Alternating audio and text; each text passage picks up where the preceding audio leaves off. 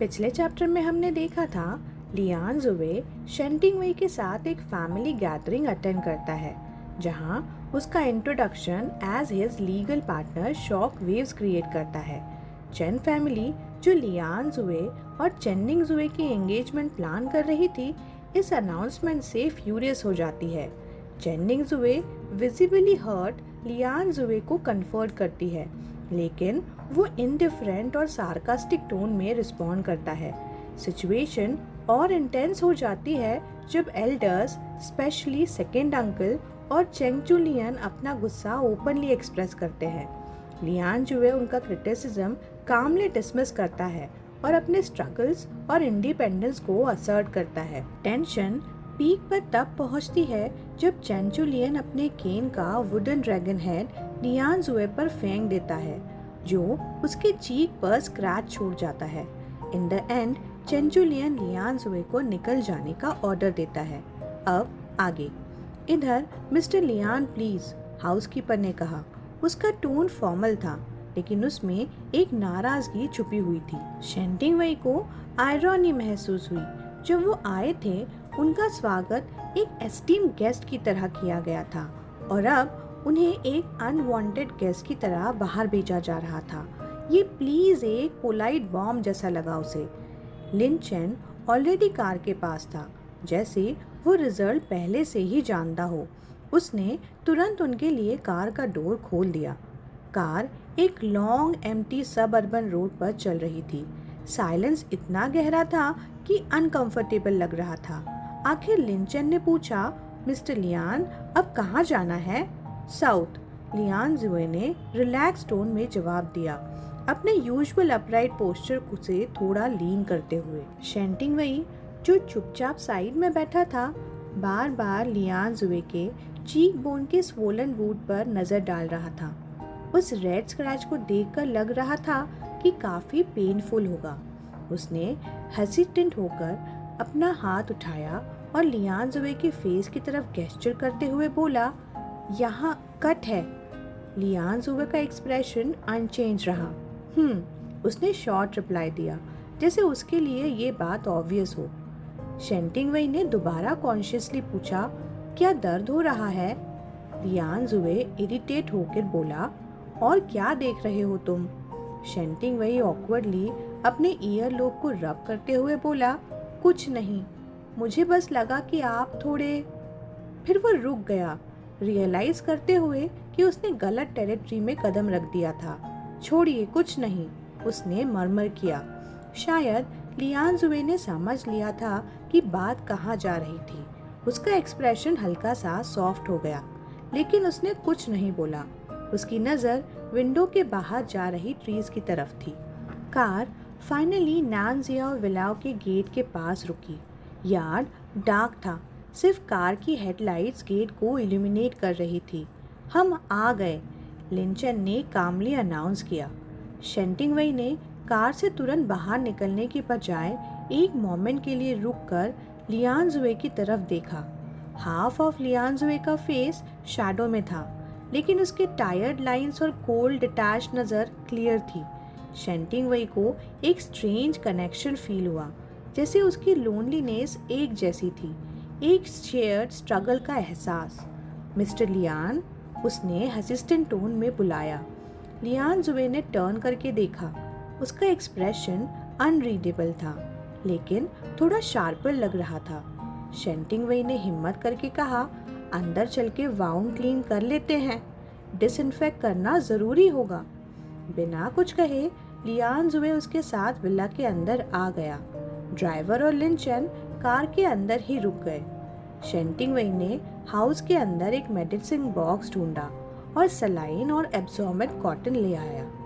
सोफे पर बैठे लियान जुवे बिल्कुल स्टिल था। जब शेंटिंग वेई उसके कट को केयरफुली क्लीन करने लगा, कहीं स्कार न रह जाए, उसने वरीड टोन में कहा।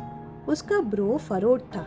जब शेंटिंग वेई कॉन्सेंट्रेट कर रहा था, उसके लॉन्ग लैशेस उसके चीक बोन पर एक शैडो डाल रहे थे।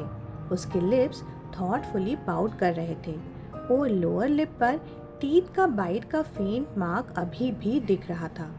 लियान जुवे की नज़र एक लम्हा ज़्यादा रुक गई जितना वो चाहता था। उसने याद किया जब शेंटिंगवे बेड पर मूवी देखते वक्त अपने लिप को कैजुअली बाइट कर रहा था। तब भी वो कितना अनअवेयर था कि वो कितना नेचुरली चार्मिंग लगता है। और अब वही अनइंटेंशनल अलूर लियान जुए के थॉट्स को क्वाइटली डिस्टर्ब कर रहा था। शेंटिंगवे ने लियान जुए के घाव को साफ करने के बाद उस पर कॉटन स्वैब के साथ दवा लगाना शुरू किया। ऑनेस्टली लियान जुए के फेस पे ज़्यादा डीप इंजरी नहीं थी, बस एक छोटी सी रेडनेस और स्वेलिंग थी जो इम्पैक्ट की वजह से हुई थी। शेंटिंगवे अपने हाथों से जितना जेंटल हो सकता था उतना होने की कोशिश कर रहा था, लेकिन कॉटन स्वैब इतना छोटा था कि प्रेशर मेंटेन करना मुश्किल हो रहा था और कभी कभी गलती से छोटी सी पेन हो जाती थी। लियान जुए अपने फेस की वजह से चुप रहा, लेकिन उसके आईब्रोज डीप फरो हो गए थे। शेंटिंगवे काफ़ी क्लोज था, इसलिए उसने लियान जुए की हल्की गास्प को सुना। थोड़ा गिल्टी फील करते हुए उसने सॉफ्टली कहा, सॉरी, लगता है मैंने दर्द दे दिया। जब वो बोल रहा था उसकी ब्रेथ लियान जुए के फेस पे लाइटली ब्रश कर गई और जो वूंड पे अभी अभी मेडिसिन लगी थी वो कोल्ड हो गया। ये देखकर लियान जुए का फ्रोन और डीपन हो गया। जब लियान जुए कुछ कहने ही वाला था कि इट्स ओके, तभी शेंटिंगवे और क्लोज आ गया। वो इतना पास आ गया कि एक सेकेंड के लिए लियान जुए फ्रीज कर गया, जैसे उसकी मूवमेंट्स रुक गए हों। फिर उसने फील किया कि एक हल्की सी वार्म एयर उसके फेस पे आई। शेंटिंगवे उसके वाउंड पे हल्की सी फूंक मार रहा था, जैसे अपनी गलती सुधारने की कोशिश कर रहा हो। गिल्टीली उसने पूछा, अब ठीक लग रहा है? शेंटिंगवे के वाइट चिन और नेक जो इतने पास थे कि made it hard for Lian Jue to focus on anything else. काफ़ी देर तक लियान जुए ने कोई जवाब नहीं दिया। जब शेंटिंगवे फिर से ब्लो करने वाला था, लियान जुए ने डायरेक्टली उसका व्रिस्ट पकड़ लिया। शेंटिंगवे एक सेकंड के लिए शॉक हो गया, स्पेशली सीइंग लियान जुए का स्लाइटली इंटेंस एक्सप्रेशन। रियलाइजिंग कि वो शायद ज़्यादा रूड हो गया है, उसने जल्दी से बोला, सॉरी। जब वो उठने ही वाला था, लियान जुए ने उसका हाथ छोड़ दिया और बोला, ठीक है। शेंटिंगवे क्वाइटली बैक ऑफ हो गया और उन दोनों के बीच का डिस्टेंस थोड़ा बढ़ गया। वो लियान जुए के फेस की तरफ पॉइंट करके बोला, जैसे उसकी बात को फिक्स कर रहा हो, वाउंड बेटर हो जाए तो थोड़ा और मेडिसिन लगाना। इंजरी काफ़ी शैलो है तो शायद कोई स्कार नहीं आएगा। लियान जुए ने रिस्पॉन्ड किया खड़े होते हुए। उसकी टोन में एक सेंस ऑफ फाइनलिटी था, जैसे वो गुड बाय बोल रहा हो। मैं वापस जा रहा हूँ। शेंटिंगवे थोड़ा ऑकवर्ड फील करते हुए सोफ़ा और काफ़ी टेबल के बीच का जगह खाली करते हुए बोला, ओह ओके, सेफ ट्रैवल्स। उस रात लियान जुए को अच्छी नींद नहीं आई। सपने उसे वापस उन गर्मियों के मौसम में ले गए, एक ऐसे वक्त में जो कभी पुराने ख्वाबों की तरह लगता था। उस दिन एक अजीब से इंटरव्यू के बाद जब वो एक बड़े बिल्डिंग के अंदर से निकला तो कुछ और लड़कों के साथ बस में वापस चढ़ गया जो इंटरव्यू में उसके साथ वेलफेयर होम के बच्चों के लिए इतनी बड़ी जगह देखना या ऐसे फॉर्मल इंटरव्यूज में जाना एक अजीब सी बात थी। टीवी पर जो चीज़ें देखी थी वो आज सामने हो रही थी। वेनयांग हमेशा बारिश वाला शहर रहा है और गर्मी के मौसम में धूप की उम्मीद ही नहीं होती थी। उस वक्त तो लियान जुए भी नहीं था, उसका नाम तक नहीं था और उसकी पहचान बस एक छोटी सी पुकार जाओ जुए के तक सीमित थी जो ऑर्फनेज के लोगों ने उसे दी थी। वो अब 15 साल का हो चुका था।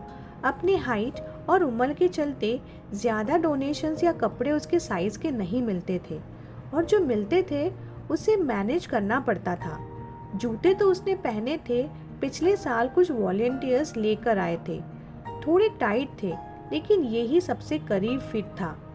रूम में अपने कपड़े रखते ही एक लड़की आई और बोली, डीन बुला रहे हैं।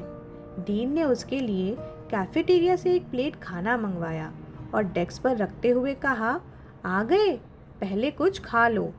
लियान जुए एक दिन और रात का सफ़र थक कर आया था, लेकिन उसने शुक्रिया कहा और बैठकर खाने लगा। वहाँ कैसा लगा? किससे मिले? डीन ने पूछा। लियान जुए ने बस सर हिलाकर और कहा, पता नहीं, शायद खुश थे। वो इंटरव्यू के लोगों के एक्सप्रेशन याद कर रहा था। डीन ने थॉटफुल सी नज़र से देखा और बोला, ठीक है, समझ गई। बाद में डीन ने उससे पुराने दिनों की बातें शुरू कर दी, कैसे वो छोटा और बोलने में तकलीफ वाला लड़का था और अब कैसे इतना स्मार्ट और हाइट में लंबा हो गया है।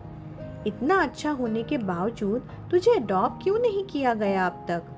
लेकिन लियान जुए चुप रहा, खाना ख़त्म किया और बस वहाँ से चल दिया। उसे ज़्यादा इंटरेस्ट नहीं था डीन की बातों में, वो सिर्फ नींद लेना चाहता था। अपने रूम में लेटे हुए उसने वो इंटरव्यू याद किया। डीन की बातें उसके दिमाग में इको हो रही थी। ये एक गोल्डन चांस है, बेस्ट बच्चों को ही ये अपॉर्चुनिटी मिलती है। एक हफ्ते बाद एक महंगी कार ऑर्फनेज के गेट के अंदर आई और तब उसे पता चला कि ये सिर्फ अडॉप्शन नहीं था, it was something way more exclusive. Driver ने कहा, कुछ ले जाना है? नहीं, लियान जुए ने कामली जवाब दिया। कार के अंदर बैठते हुए उसने बस एक बार अपने डीन और नर्स को गुड बाय कहा, लेकिन अंदर से कोई एहसास नहीं था। ई सिटी का सफ़र इस बार शॉर्ट लग रहा था। शायद कार हाईवे से जा रही थी। जब कार चैन फैमिली कंपाउंड के अंदर रुकी, वो अंदर चला। एक लंबे कॉरिडोर के बाद सेकेंड फ्लोर पर एक बड़े स्टडी रूम में एंटर किया। ये था चेंचुलियन से उसका पहला सामना। तब चेंचुलियन रिलेटिवली यंग लगते थे।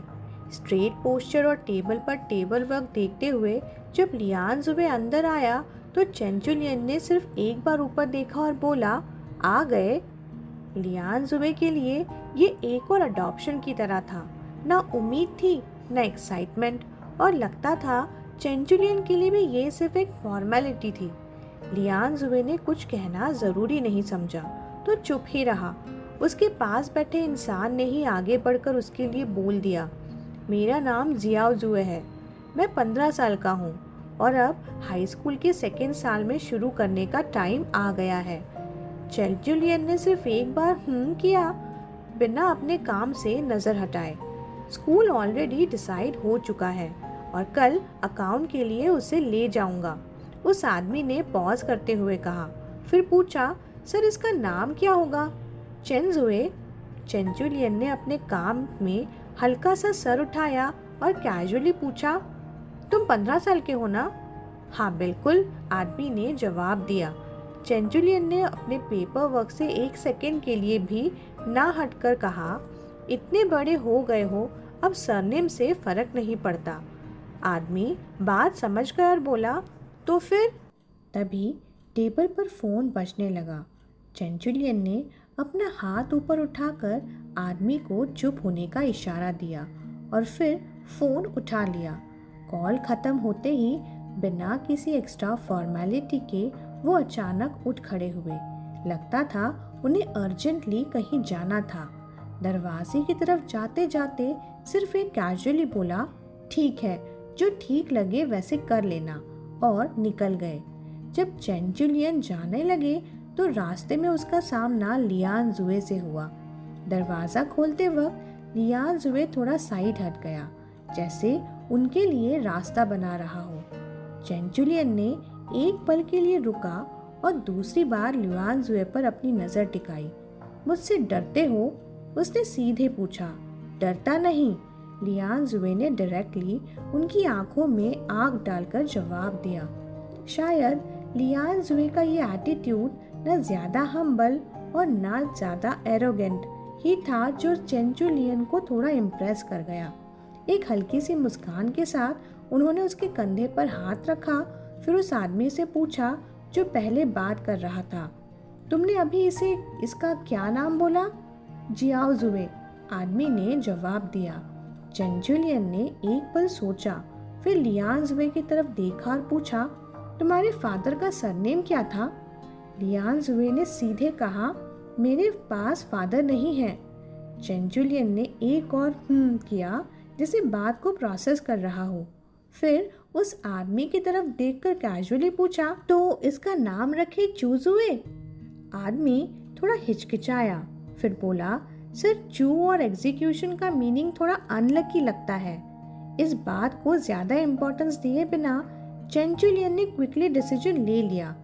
ठीक है, तो इसका नाम लियान जुए रख दो। ओके सर, आदमी ने बोला और बात वहीं खत्म।